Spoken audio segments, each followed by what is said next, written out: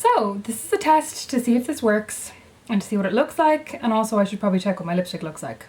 So I'm going to do that now.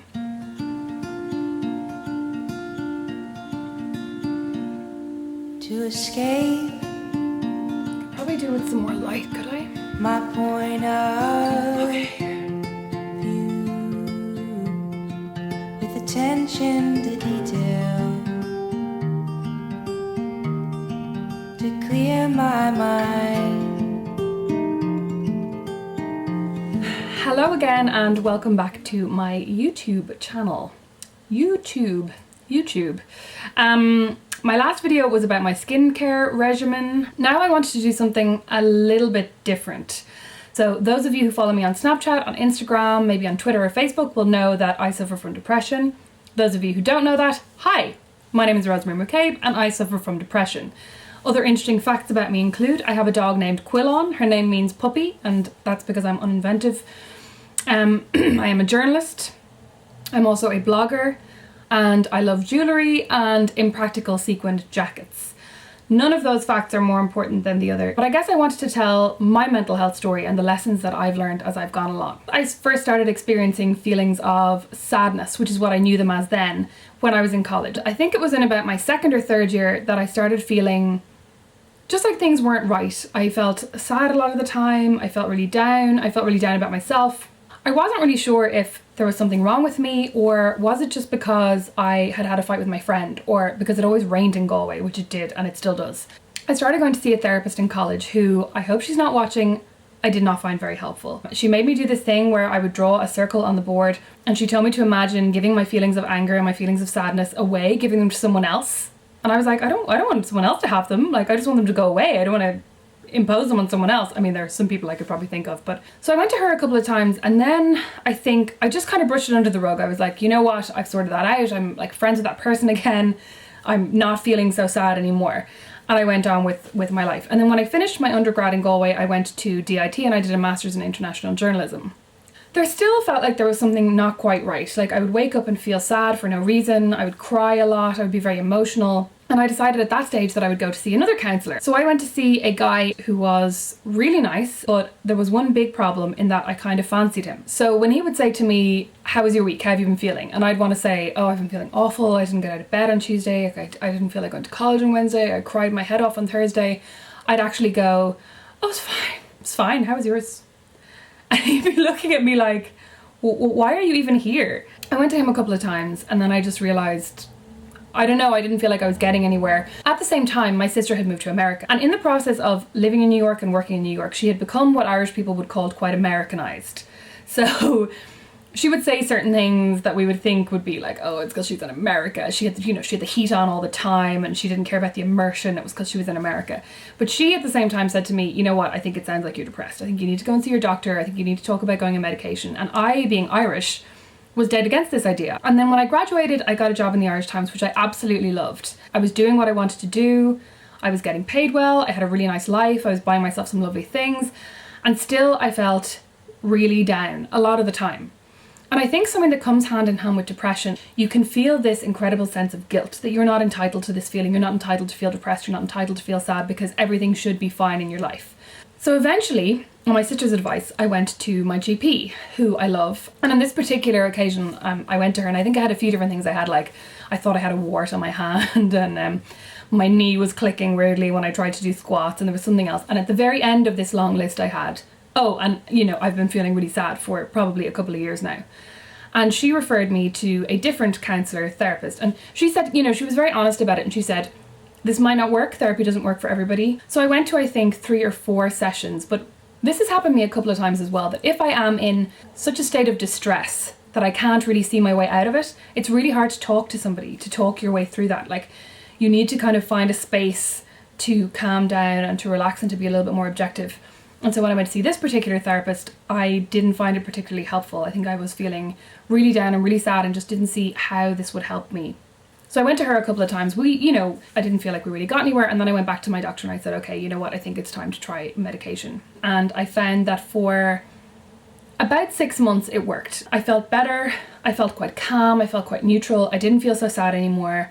But I also did feel a certain kind of dulling of the senses. So I didn't really get particularly excited or particularly sad about things. I think that was probably the first time I'd ever watched The Lion King and not cried. And that's how I was like, oh, something is not right. But I did feel better. And at the time I was thinking, okay, this isn't ideal because I would like to have a kind of a full spectrum of emotion. But at the same time, it was so much better than what I'd been living with before. It seemed like, you know, an okay price to pay. And then after a couple of months, I just started to feel worse. So I'd felt better for a while, and then everything just started to level off. I started to feel a bit gloomy again, like things were kind of sliding down. And so I went back to my doctor and I said, you know what, I'm actually feeling worse now. So we came off that medication, and that takes a couple of weeks, couple of months, and you kind of need to then level off and be on nothing for a while before you try something else. So that's what I did. And I had a really, really nice, I think, 3 months where I suddenly felt like, oh my God, this is what I'm like. I have all these feelings. I can go out with my friends, you know, I don't feel this kind of social anxiety that I'd felt before. I started to feel very paranoid going out in groups, especially with people that I knew. Like, I would be happier to go out with a group of strangers than I would to go out with a group of my friends, because it almost felt like they just knew too much about me. But that was all gone, and I suddenly felt like, oh my God, I'm back. And actually one of my friends said to me at the time, she was like, this is so good because now I have Rosemary back. Which was kind of a hard thing, because when you're going on medication, you're always worried that that's going to be the case, that you're going to lose yourself in the drugs somewhere. So when I heard that from her, I think it kind of made me really scared to go on medication again. Anyway, I didn't really need to think about it for a couple of months because I did feel a whole lot better. Until then, I didn't feel better and I started to feel really bad again. Therapy has usually been my first port of call before I've gone in and gone, give me the drugs, that I'll go, you know what, let's go and try and talk this through, and let's, you know, see if there's anything that I can fix. So I went to a different therapist, and I was still working in the Times at the time. And this therapist was so nice, but a total hippie. But I felt like she was looking at me thinking, you are a spoiled brat. You have like a really good job, you have loads of money, you're really materialistic. And she was there in her kind of hemp sandals going, so tell me about your problems. I felt like my problems were just so ridiculous. So anyway, I ended up going back to my doctor. I went on different medication. This is a really short story because it just didn't work. And then again, I kind of decided to try, this sounds so stupid, but I'll try and have as stress-free a life as I can. So I will not go to too many events. I will not say yes to too many invitations. I will try and keep my calendar as clean as possible. I will get a full-time job rather than being freelance, which is what I'd been kind of in the interim period between the Times and the last round of medication. So I decided that if I did all these things and if I put all these things in place, that everything would be fine and I wouldn't have these problems anymore. That kind of worked for a while, that I kind of tried to control myself and be very calm and be very, I was probably very antisocial for a long time. And then there was a period last summer, probably from May until September, where I used to wake up in the morning and I'd have that moment, you know, when you've gone through a really bad breakup or there's been a bereavement in your family, and you wake up and you have this moment where you go, oh, a new day, and then you suddenly remember what's happened. So you kind of wake up and you roll over and you go, oh, and it just hits you. And that's what used to happen to me, that I'd kind of wake up with this like morning, wakeful, hopeful feeling, and then within seconds I would suddenly go way down and remember this kind of, this burden or this weight that was on me, where I just felt like I was grieving all the time. I felt really sad. I felt on the verge of tears. And I remember there was one day last year where I was walking to work and I was listening to a podcast on, I think it was This American Life, about this bizarre Japanese game show where they took this man and locked him in a room and basically filmed him and showed it on reality TV for something like 2 years. And I was thinking about time. I was thinking about years and how they pass. And I thought to myself, I wonder how long I'll live.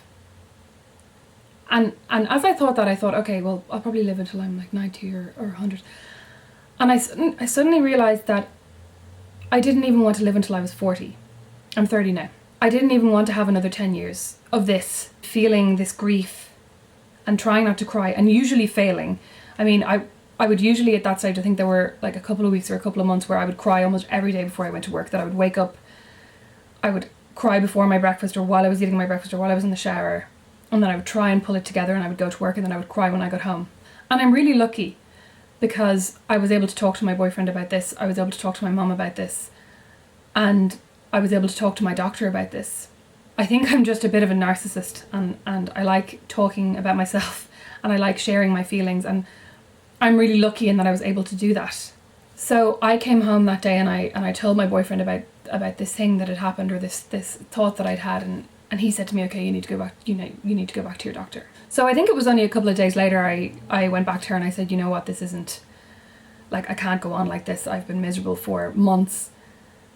And I mean, every time I go back to my doctor and I go, I've been miserable for weeks or for months, she goes, why did you leave it so long? And I went on my third form of medication, and hopefully my final, because it's been over 6 months now and I feel better probably than I have ever felt for this long a period of time. It took about 3 months. I would kind of wake up and just feel normal. And like sometimes I would feel sad, like, you know, if I'm getting my period, I feel really sad. If I'm really tired, I feel very sad. If I'm watching The Lion King now, I feel very sad. But there was definitely a day about 3 months in where I suddenly thought, oh my God, if you could go back and tell that person on that morning that she would feel like this today, I would never, ever have believed, like I would not have believed you that it was possible to feel so much better. So simultaneously, I've been seeing my therapist, who I find amazing, doesn't wear hemp. Well, maybe she does wear hemp. And I also now mind myself really, really carefully. So I go to expensive therapy once a week. I work out between 4 and maybe 8 times a week. I eat almost 100% clean. I have one cheat meal every Saturday. More of which in a later video. But I have become a kind of a selfish human being, but I don't mean that in a bad way, that I just think you have to think about yourself. There are some of us who I think can get up every day and just get on with things, and there are others for whom it's going to be slightly more difficult, and I like to think it's because I'm a deep thinker. I don't think I'm ever going to be somebody who's just going to be able to get up and get on with things. I think the really important thing to take from anybody's mental health story is to know that it's not just you. Get a better GP and talk to somebody. If you feel like you are struggling, don't wait for somebody to notice. You need to take it into your own hands. Speak to your doctor, speak to a close friend, speak to a family member. Make somebody help you. Because no matter what feeling you're feeling right now, that doesn't have to be the feeling that you'll feel in a week or in a month or in a year.